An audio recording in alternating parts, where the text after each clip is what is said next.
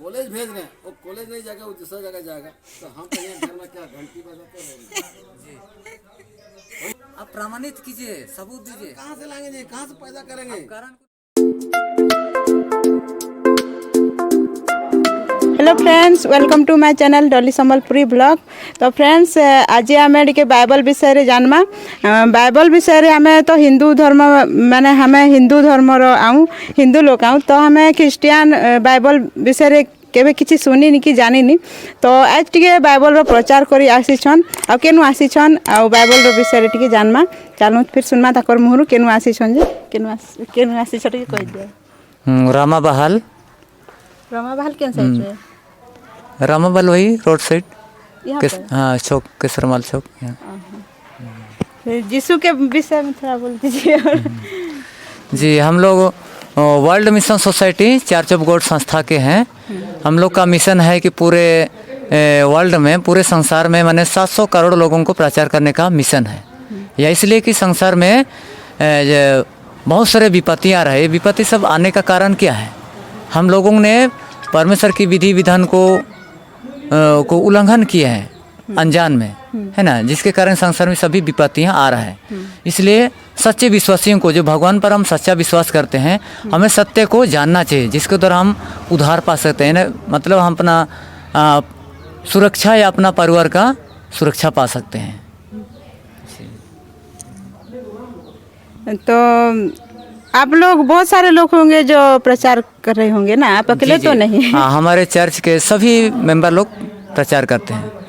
हमारे आप तीनों आए हैं ना? जी, वो पूरे वर्ल्ड में सब तरफ नहीं, प्रचार। यहाँ पर आप तीनों ही आए हैं? जी, और भी हैं। तो देखिए, यहाँ पर बाइबल का बुक है और आधा सुन लिए हैं हम लोग।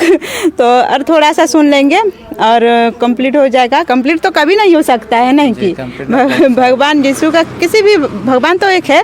हम अलग अलग धर्म में अलग अलग क्या करते हैं, मानते हैं भगवान को, लेकिन भगवान तो एक ही है। तो और थोड़ा सा हम सुन लेते हैं यीशु के बारे में।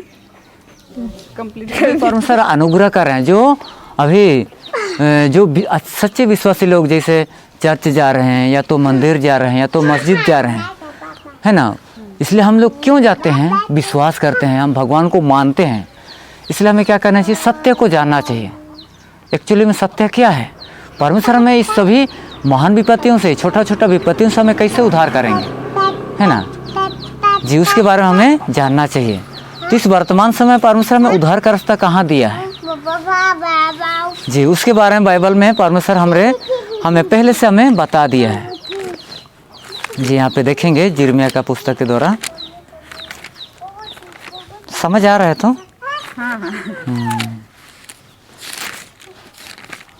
जी, अगर समझ नहीं आ रहा है तो हवा में बातें करने के समान पड़ेगा। यहाँ पे मैं बता रहे हैं कि यहूदा में प्रचार करो, यरूशलेम में यह सुनाओ, पूरे देश में नरसिंगा फूको, गला खोलकर लाल करो और कहो, आओ हम इकट्ठे हो और गढ़वाले नगरों में जाएं। सियोन के मार्ग में झंडा खड़ा करो, अपना सामान बटोर के भागो, खड़े मत रहो, क्योंकि मैं उत्तर की दिशा से विपत्ति और सत्यानाश लाने वाला हूँ। हाँ, तो यहाँ पे हमें बता रहा है कि यहूदा और यरूशलेम बोलने से विश्वासियों को दर्शाता है, जो क्रिश्चियन विश्वासियों को दर्शाता है। और पूरे देश में बोलने से सभी लोगों को वो बताने के लिए कह रहा है। क्या कह रहा है? कि हमें क्या करना चाहिए? एक जगह इकट्ठा होना चाहिए। क्यों इकट्ठा होना चाहिए? संसार का हालत को देखकर हमें इकट्ठे होकर हमें क्या करना चाहिए? क्योंकि संसार में अभी महाविपत्ति आने वाला है, अंतिम महान विपत्ति। तो उन महान विपत्ति से हम कैसे बचेंगे? उसे बचने के लिए हमें क्या करना है? गढ़वाले नगर, यानी कि ऊंचे स्थान जाने के लिए। ऊंचे स्थान मतलब कहाँ? स्वर्ग जाने के लिए। अगर हम संसार में सत्य को अगर हम नहीं जाने रहेंगे तो क्या हम स्वर्ग जा सकते हैं? हमारी गलती के कारण संसार में अधर्म भरा हुआ है ना जी, इसलिए हमें सत्य को हमें जानना चाहिए। तो इसलिए यहाँ पे हमें बता रहे हैं कि परमेश्वर हमें इन सभी विपत्ति से उद्धार पाने के लिए कहाँ जाने के लिए कह रहे हैं? सियोन को, है ना। सियोन मतलब? हाँ, तो यहाँ सियोन जाने के लिए कह रहे हैं, माने हाँ, सियोन के मार्ग में झंडा खड़ा करो, अपना सामान बटोर के भागो, खड़े मत रहो, क्योंकि मैं उत्तर की दिशा से विपत्ति और सत्यानाश लाने वाला हूँ। मतलब वो परमेश्वर ये महान विपत्ति किधर से लाएंगे? उत्तर दिशा से। ये महाविपत्ति जब आरंभ हो जाएगा तो मानव जाति व्याकुल हो जाएगा, कभी भी उधार नहीं पाएगा। इसलिए विपत्ति आरंभ होने से पहले या विश्व युद्ध होने से पहले हमें क्या करना है? सियोन को हमें जाना है, सियोन को पहचाना है, उसको ग्रहण करना है, तभी जाके हम उद्धार पा सकते हैं, अपने आप को सुरक्षा पा सकते हैं, या अपना परिवार को हम सुरक्षा पा सकते हैं, शांति सुरक्षा। जी, तो इसलिए हमें सियोन के बारे में जानना है। एक्चुअली सियोन क्या है ना? जी, सियोन क्या है? हाँ, परमेश्वर क्योंकि सियोन को जाने के लिए कह रहे हैं। हाँ, तो आइए हम देखेंगे सियोन के बारे में, सियोन एक्चुअली में क्या है। हाँ, जैसे नबी के द्वारा हमें बताते हैं यहाँ, हमारे पर्व के नगर सियोन पर दृष्टि कर तो अपनी आँखों से यरूशलेम को देखेगा। वह विश्राम का स्थान और ऐसा तंबू है जो कभी गिराया नहीं जाएगा, जिसका कोई खूंटा कभी उखड़ा ना जाएगा और ना कोई रस्सी कभी टूटेगी। हाँ, तो यहाँ पे मैं बता रहे हैं कि सियोन क्या है? परमेश्वर के पर्वों का जगह है, जहाँ पे परमेश्वर का पर्व मनाया जाता है, वही सियोन है। सियोन को हम परमेश्वर के पर्व के द्वारा हम पहचान सकते हैं, है ना। वो ऐसा जगह है कि उस जगह का ना दीवार गिरेगा, ना तो ना उस जगह का खूंटा उखड़ेगा, ना ही रस्सी टूटेगा। वो शांति और सुरक्षा जगह है, जहाँ पे परमेश्वर का पर्व मनाया, धार्मिक पर्व मनाया जाता है। जी, तो उस जगह में कौन होना चाहिए? परमेश्वर का आत्मा होना चाहिए, परमेश्वर स्वयं वहाँ पे रहना चाहिए, है ना। क्योंकि ये विपत्ति क्यों आ रहा है? परमेश्वर स्वयं भेज रहा है हमारे अधर्म के कारण, है ना। जी, इसलिए हम देखेंगे कि सियोन में कौन रहता है, जहाँ पे परमेश्वर का पर्व मनाया जाता है। क्योंकि परमेश्वर ने सियोन को अपनाया है और उसे अपने निवास के लिए चाहा है। यह तो युग युग के लिए मेरा विश्राम स्थान है, यही मैं रहूँगा, क्योंकि मैंने इसको चाहा है। तो परमेश्वर ने सियोन को चुना है। सियोन मतलब पर्वों को चुना है हम मानव जाति के लिए। हम पर्व को पालन करने के द्वारा ही हम सुरक्षित पा सकते हैं। तो इसलिए हमें परमेश्वर की पर्व को हमें जानना चाहिए। एक्चुअली परमेश्वर का पर्व क्या है ना।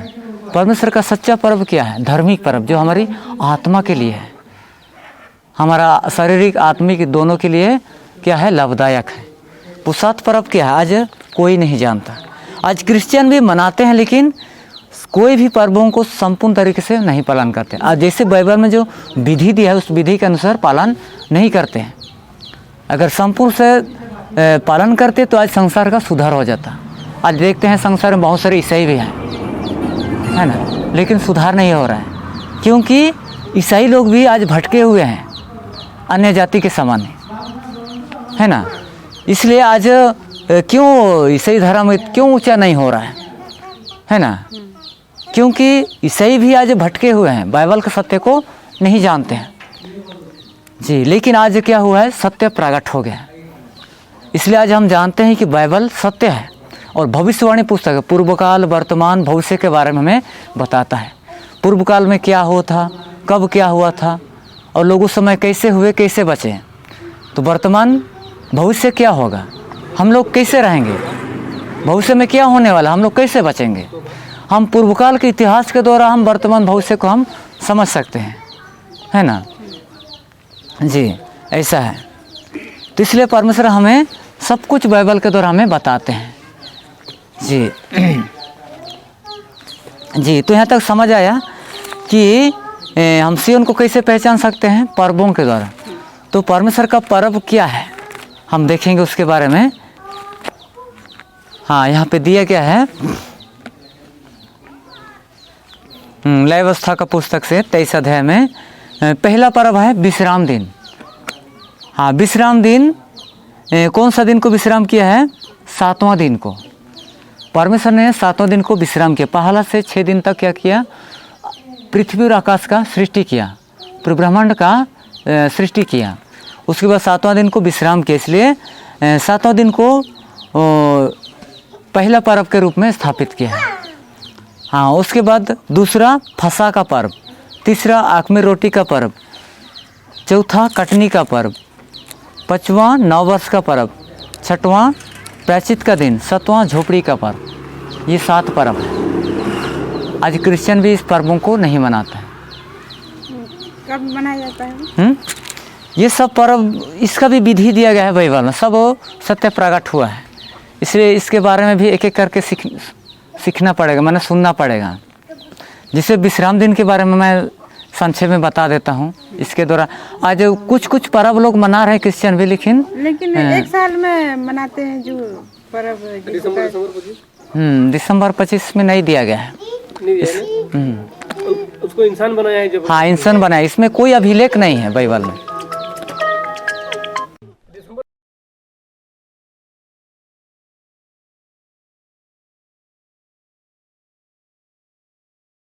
अभी हम लोग आप लोगों के पास आने का कारण क्या है,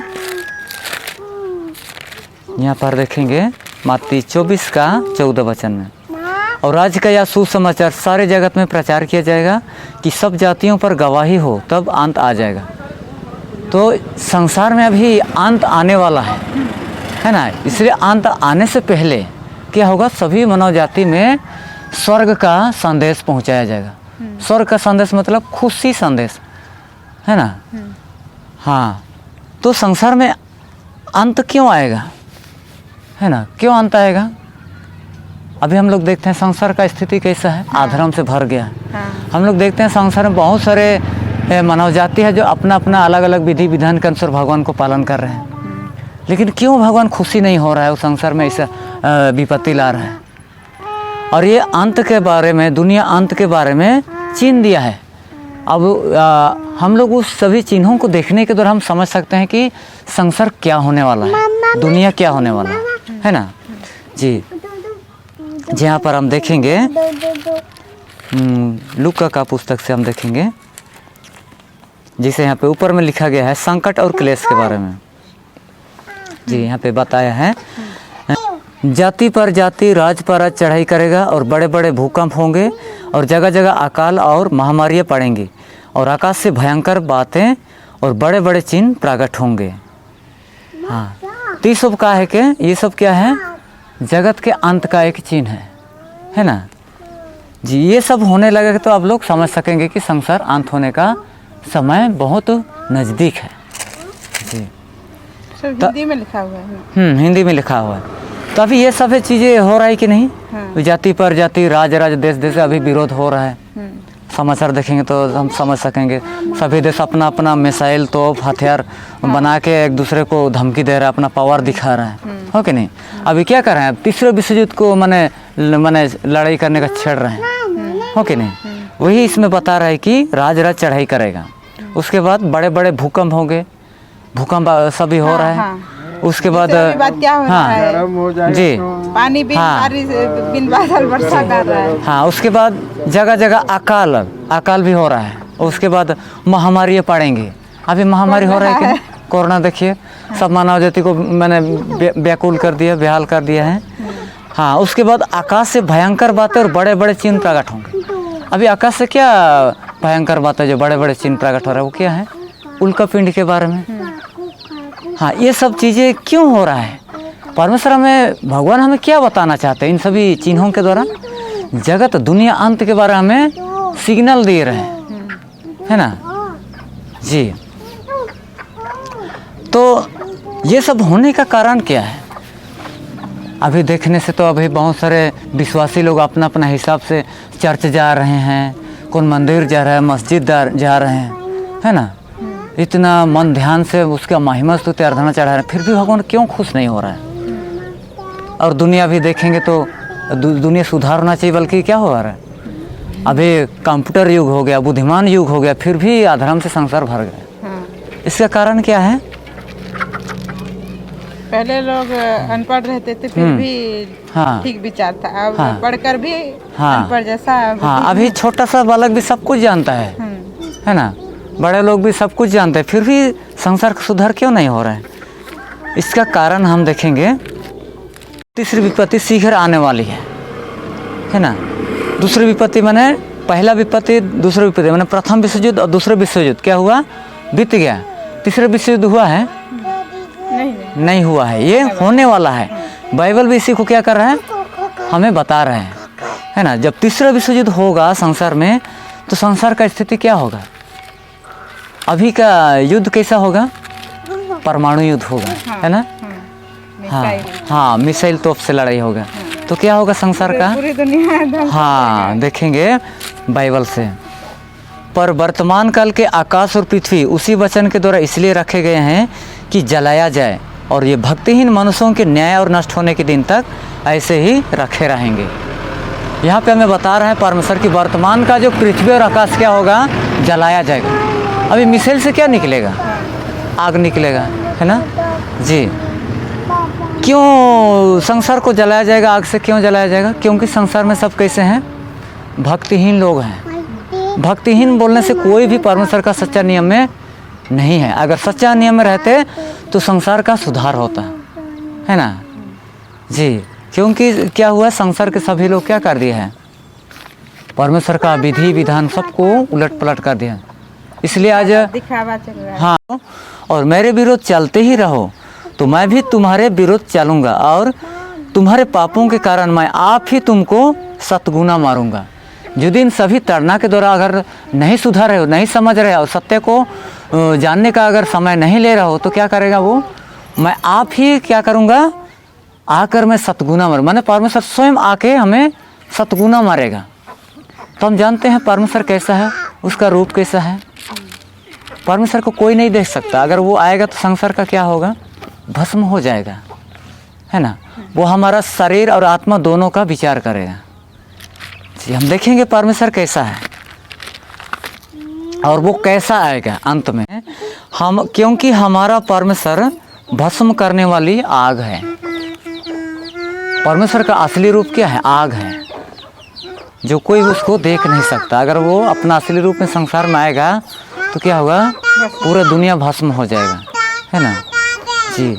इसलिए परमेश्वर हमें क्या बताते हैं, क्या चेतावनी देते हैं, ये हम देखते हैं यिर्मयाह नबी के द्वारा।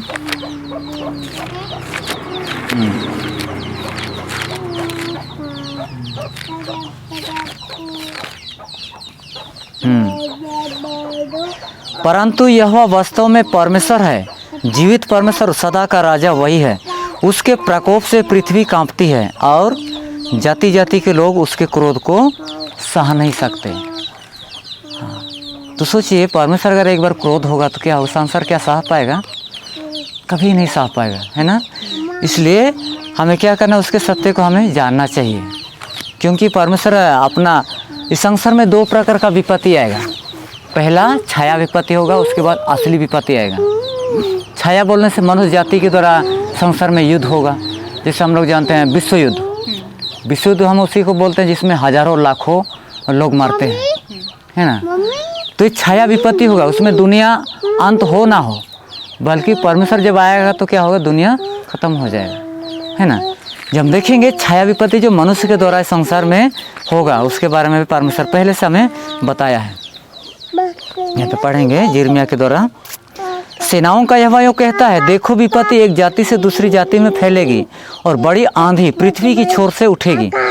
उस समय यहोवा के मारे हुओं के शव पृथ्वी के छोर से दूसरे छोर तक पड़े रहेंगे। उनके शव, उनके लिए कोई रोने पीटने वाला ना रहेगा। उनके शव ना तो बटोरे जाएंगे और ना कब्रों में रखे जाएंगे, वे भूमि के ऊपर खाद के समान पड़े रहेंगे। हाँ, तो यहाँ पे बता रहे हैं कि ये पृथ्वी के एक छोर से क्या होगा? बड़ी आंधी उठेगा। आंधी क्या चीज़ को दर्शा रहा है? विश्व युद्ध को। विश्व युद्ध होगा तो क्या होगा संसार में? एक छोर से दूसरा छोर क्या होगा? लाश लाश पड़ा रहेगा। आप किसको जलाएगा या किसको कब्र में दफन करेगा? किसके लिए रोएगा, है ना। जैसे एक परमाणु बम जब गिराया जाएगा, जैसे एक ठो परमाणु बम का कितना पावर है, जैसे पूरा उड़ीसा ख़त्म हो जाएगा, है ना। हाँ, वैसा होगा। तो आप सोचिए क्या हाल होगा दुनिया का। हाँ, तो इसलिए अगर आप जिंदा भी रह जाएंगे तो क्या करेंगे? किसके लिए रोएंगे और किसको क्या करेंगे, है ना जी। तो ये छाया विपत्ति के बारे में ऐसा हमें बता रही है, जो विश्व युद्ध के बारे में। उसके बाद असली विपत्ति, असलियत विपत्ति कैसे आएगा? असली विपत्ति को स्वयं परमेश्वर लेके आएगा, है ना जी। यहाँ पे हमें बता रहे हैं, जैसे ये के द्वारा हमें देखेंगे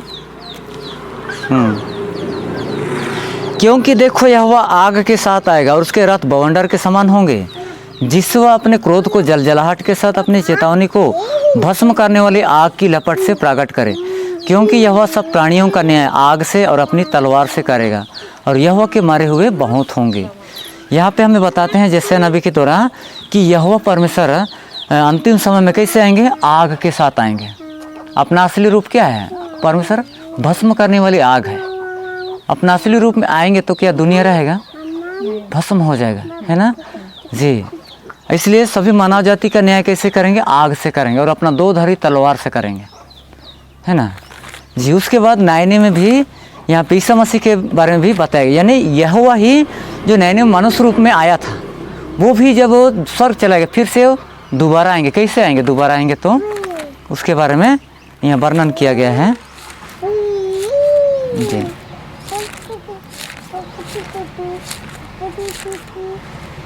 दूसरा थिस्सलुनी, हाँ, और तुम्हें जो क्लेश पाते हो हमारे साथ चैन दे, उस समय जबकि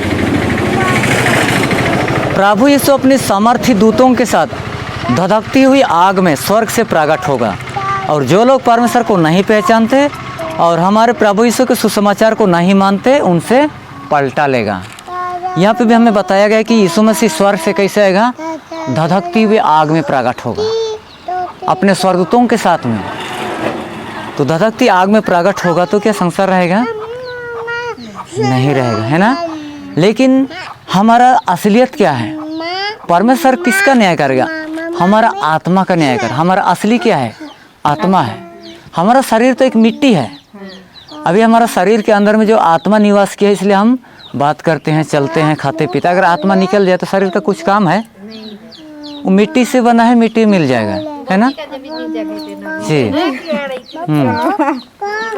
जी, तो इसलिए परमेश्वर हमें बता रहे हैं कि हम लोग जो आगे उल्लंघन किए हैं, इसलिए क्या कर रहे हैं? संसार में सभी मानव जाति को क्या करेंगे? संकट में डालेंगे जी। यहाँ पे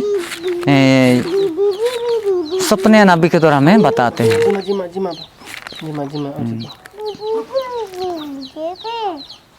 जी।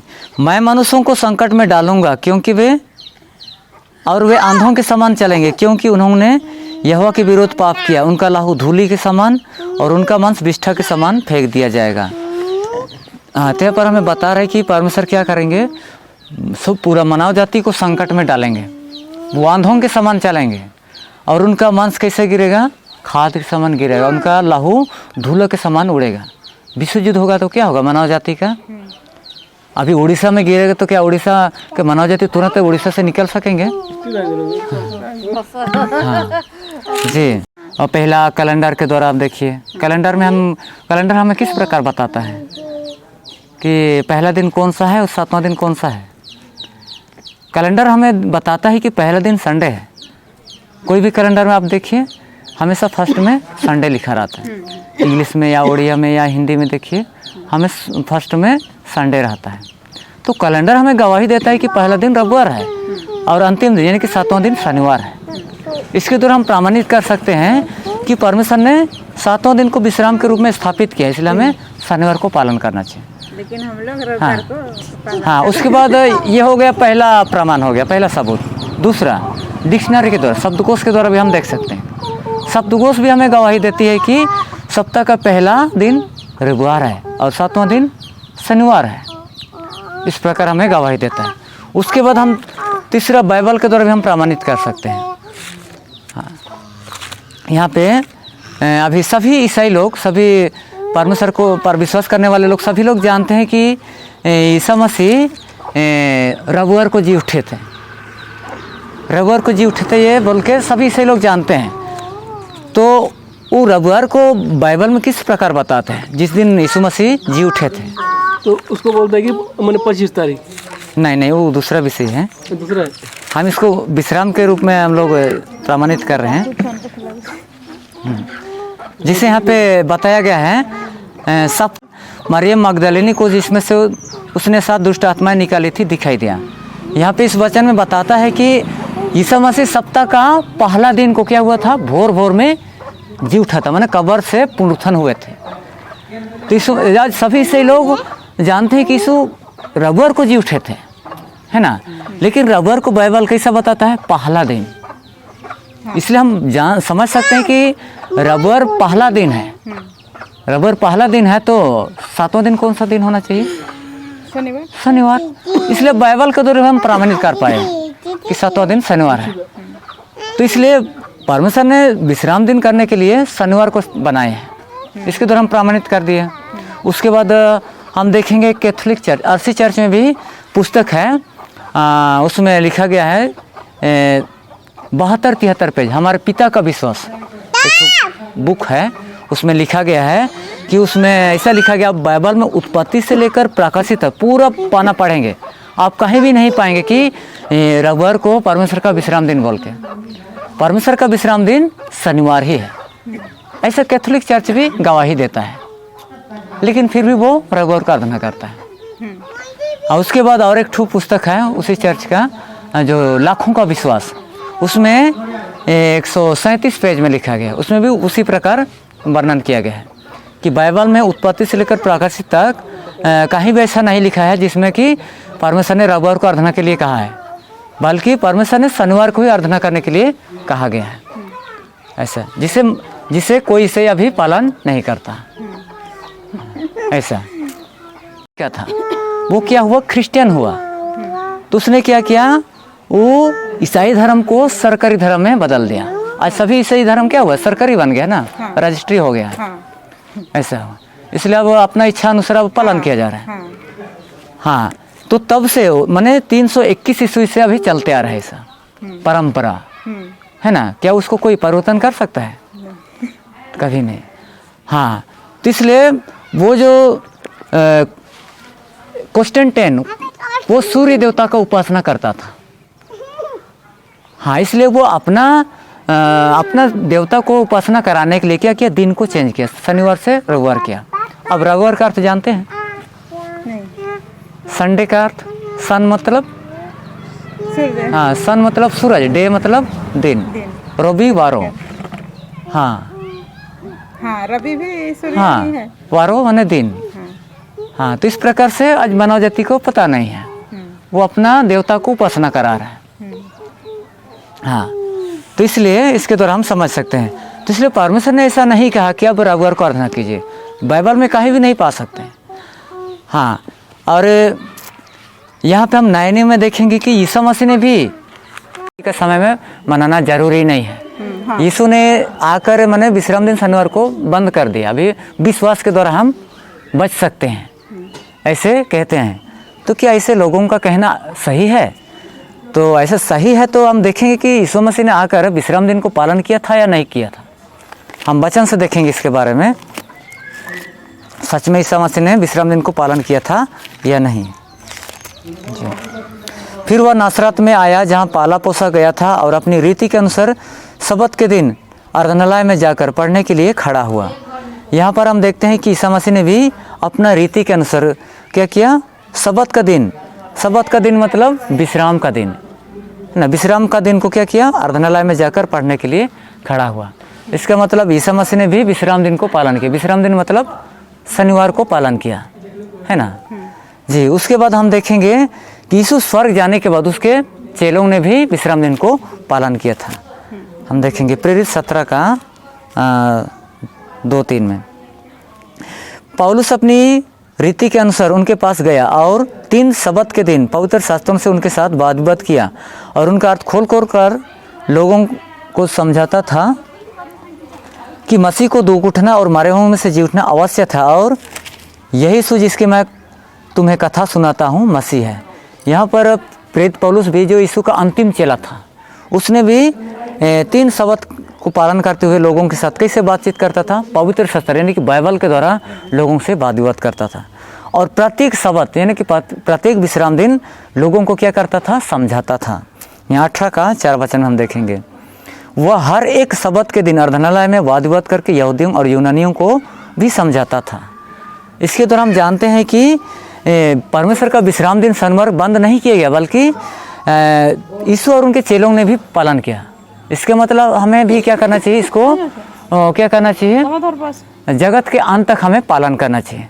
हम देखेंगे कि यीशु और उनके चेलों ने विश्राम दिन शनिवार को क्यों पालन किया, है ना। क्यों पालन करने का हमें आदर्श दिखाया, हमें क्यों पालन करना चाहिए, हम देखेंगे मत्ती 7 का 21 वचन में।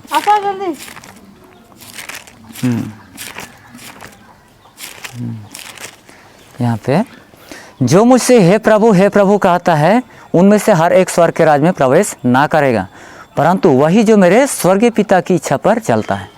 यहाँ पे यीशु मसीह ने क्या कहा, संसार में बहुत सारे लोग मुझे प्रभु प्रभु पुकारते हैं लेकिन कोई भी स्वर्ग में नहीं जाएगा। आज हम देखते हैं संसार में सभी विश्वासी लोग यीशु को प्रभु मानते हैं, है ना। सब लोग क्यों पुकारते हैं, अपना आत्मा को बचाने के लिए, स्वर्ग जाने के लिए। लेकिन यहाँ पे यीशु ने क्या कहा, कोई स्वर्ग में नहीं जाएगा जो मुझे प्रभु पुकारते हैं। तो स्वर्ग में कौन जाएगा, यहाँ पे लिखा गया परंतु वही जो स्वर्गीय पिता की इच्छा पर चलता है। यीशु ने स्वयं कहा। तो परमेश्वर का इच्छा क्या है, विश्राम दिन पालन करना किसका इच्छा है, परमेश्वर का इच्छा। जैसे हम पुराने नियम में देखें, स्वर्ग का परमेश्वर ने मूसा के समय में इस्राएलियों को शबत पालने का पालन करने के लिए कहा, है ना। जिसे यहाँ पे हम देखते हैं कि निर्गमन का पुस्तक में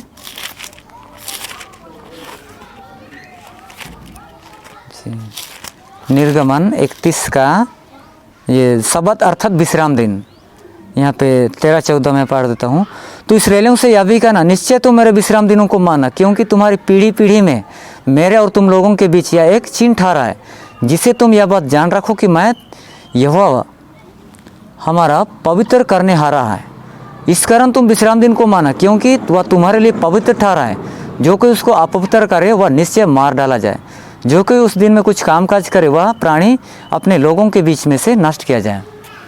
तो ये पुराने नियम के समय भी परमेश्वर ने इस्राएलियों को आदेश दिया था कि विश्राम दिन को निश्चय पालन करो, जो पालन नहीं करेगा वो क्या किया जाएगा, नष्ट किया जाएगा। तो ऐसे ही हम नए नियम में देखें, यीशु मसीह ने पालन करने का नमूना दिखाया। यीशु स्वर्ग जाने के बाद उसके चेलों ने भी पालन करने का नमूना दिखाया। अगर हम इस नए नियम में अगर विश्राम दिन को पालन नहीं करते हैं तो हमें शारीरिक तौर पर हम नष्ट नहीं किए जाएंगे, बल्कि हमारा आत्मा कभी भी उद्धार नहीं पाएगा, हम अनंत नरक का दंड पाएंगे। तो ये परमेश्वर का इच्छा है कि हम शबत का पालन करें।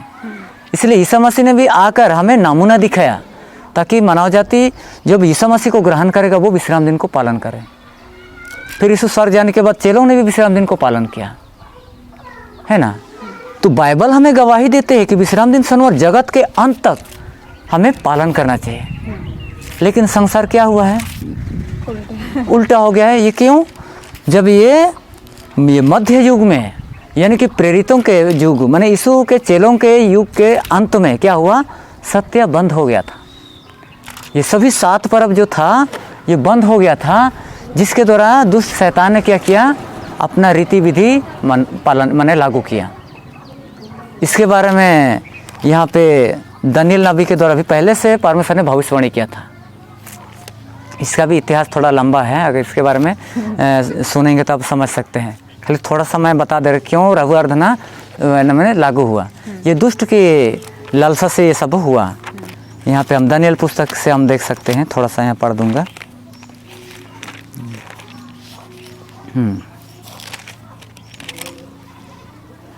हाँ, और वह परम प्रधान के विरुद्ध बातें कहेगा और परम प्रधान के पवित्र लोगों को पीस डालेगा और समयों और व्यवस्था के बदल देने की आशा करेगा, वरन 3.5 काल तक वे सब उसके वश में कर दिए जाएंगे। यहाँ पे हम देखते हैं कि परम प्रधान के विरोध में बोलने वाला कौन है, वो शैतान है, दुष्ट आत्मा। वो क्या करेगा, परमेश्वर के विरोध में बोलेगा और परमेश्वर के पवित्र लोगों को जो सत्य का पालन करते हैं सबको क्या करेगा, पीस डालेगा, माने सब को फिनिश कर देगा। उसके बाद वो क्या करेगा, अपना समय व्यवस्था को बदलेगा, मतलब वो अपना पर्व लागू करेगा, है ना। हाँ, जिसे हम देखते हैं आज क्या है, रबुअर्धना, क्रिसमस और बहुत सारे ऐसे ऐसे पर्व हैं जो बाइबल पर आधारित नहीं है ना। हाँ, जो मराठी बना जो जैसा अभी जो संगठन अभी जो वही जो अलदना अभी जो आपका परमेश्वर है, हम लोग भगवान है। अभी जो अयोध्या से वही बीच में सोचे जात समाज के बारे में पाकिस्तान है, भाई तो पाकिस्तान में रहो, हाँ, हिंदू है तो हिंदुस्तान में रहो। ना आपसे झगड़ा ना हमसे झगड़ा आज तक कोई किया है? बोलिए आप। चर्च में जाके पूछिएगा, बड़े बड़े फादर लोग हैं कि हम लोग हैं यहाँ, तो आपको समझ में आ जाएगा। जी हम लोग पहले- इसलिए सब में प्रचार कर रहे हैं। सुनिए भाई, हम इसलिए प्रचार कर रहे हैं कि बाइबल के परमेश्वर ने कहा सभी जातियों में प्रचार करो। हाँ हम लोगों ने देखो, क्यों कहा है? मेरा कहने का मतलब है, हम लोग किसी से अंकन नहीं करना चाहिए। वाद विवाद तो इसमें होता है, नहीं होने का बात नहीं है। इसलिए जो इच्छा है, जिसको जानने का इच्छा है, वही लोग को बताया जाए। लेकिन गवाही पूरा करने के लिए इस समय में प्रत्येक व्यक्ति के पास ये गवाही पहुंचेगा। जिस तरह भगवान जन्म दिया सबको ही अगर आप जैसा बोल रहे हैं कि हम लोग हिंदू ही रहेंगे, ऐसा में तो संसार में कितने ईश्वर हैं, कोटि कोटि ईश्वर हैं। लेकिन जो ईश्वरों का ईश्वर, जो प्रभुओं का प्रभु है, वो तो एक है ना। एक ही अलग है। जी भगवान को कोई देखा है? कोई नहीं देखे। हाँ? हम कोई लोगों ने नहीं देखा है, हाँ हम लोगों ने देखे, आज तक भी देखे हैं। जी भगवान है जी जो सोचते क्या था, जी। माँ और बाप का सिवा भगवान को कोई नहीं देखा है। हाँ। वही माँ और वही है भगवान। जी, माँ बाप भगवान है। हाँ, उसका कुछ तो नहीं किसी का। परिवार को क्यों नहीं सुधार पा रहे थे? हाँ? परिवार को क्यों नहीं सुधार? परिवार को अगर भगवान है तो हम अकेले, मेरा जितना बच्चा परिवार अपना बेटा बेटी कभी भी गलत काम ना करे, हाँ। गलत शब्द कभी भी ना निकले, तब वो मान सकते हैं कि माँ बाप हम भगवान। लोग शिक्षा दे रहे हैं जरूर। वो सोचते हैं, हाँ, लेकिन- बेटा बेटी के लिए सोचते हैं, भगवान के समान है, लेकिन भगवान नहीं है। भगवान के समान है, लेकिन भगवान नहीं है। हम लोगों ने शिक्षा दे हम रहे लोग हैं। क्या है, सभी मानव जाति पापी है। ये हाँ बोल रहा है, हम लोग सामने हाँ बोल रहा है। आप प्रमाणित कीजिए, सबूत दीजिए। अरे अभी आपका सामने मेरा और छोटा मैं ये बच्चा भी को- ना- सुनिए, अभी मेरा छोटा बच्चा को कॉलेज भेजे, जी। कॉलेज जो खोल गया, हम भी कॉलेज भेजे। अभी लास्ट सबको पढ़ाया लिखाया, जी सबको सिखा तो दिए। जी हम कॉलेज भेज रहे हैं, वो कॉलेज नहीं जाएगा, वो दूसरा जगह जाएगा, तो हम तो यहाँ घर में क्या घंटी बजाते रहेंगे? जी वही हाल हो रहा है नहीं हो रहा? सही बात है कि नहीं? और अभी आपका सामने मेरा और छोटा मैं ये बच्चा भी को- ना- सुनिए, अभी मेरा छोटा बच्चा को कॉलेज भेजे, जी कॉलेज जो खोल गया, हम भी कॉलेज भेजे। अभी लास्ट सबको पढ़ाया लिखाया, जी सबको सिखा तो दिए। जी हम वही हाल हो रहा है नहीं हो रहा? सही बात है कि नहीं? हाँ तो आप तो बोल रहे हैं, समझाइए, समझ कितना सोचिए, समझाइए? आप सोचिए क्यों आपका बेटा बेटी आपका बात को महत्वपूर्ण क्यों नहीं समझ रहे हैं? उसका कारण को समझिए आप। तो उन लोगों ने हाँ? आप जन्म दिए, अपना मन से लहू दिया है बेटा बेटी को, क्यों आपका बात को हम महत्वपूर्ण लोग क्यों नहीं समझ? रास्ता दिखाएंगे, रास्ता को अगर वो उल्लंघन करेगा तो हम लोग को नहीं बोल सकते। उस कारण को आप जानिए, आप क्यों अपना बेटा बेटी क्यों माँ बाप का बात नहीं? अरे उसका कारण तो कैसे कह सकते हैं कि माँ बाप नहीं, भगवान है? नहीं। हाँ? भगवान के पास तो सब समझ आना चाहिए ना। अभी जो बाइबल पढ़े, एक बात बता रहा, जी सिंपल, हाँ हम लोग ज्यादा पढ़ा लिखे नहीं है। हाँ, अभी जो बाइबल पढ़े हैं, हाँ। ठीक है, आपको कोई पढ़ाया होगा तब ना बाइबल तो पढ़े, अगर नहीं पढ़ाया रहेगा तो बाइबल कैसा पढ़ लेंगे? जी, इसलिए मैं ये नहीं बोल रहा हूँ कि मेरा बात को मानो, मैं बाइबल को वचन मानने बता रहा हूँ। आप लोग वचन को सुन के आप कैसा महसूस कर रहे हो तो आप जानते हैं, लेकिन मैं ये नहीं कहते मेरा बात में विश्वास करो। मैं भी वही पापी हूँ। चीज है, उसको हाँ, आजकल जितना भी बोलोगे तो हम ध्यान छोड़ दिया। हम लोग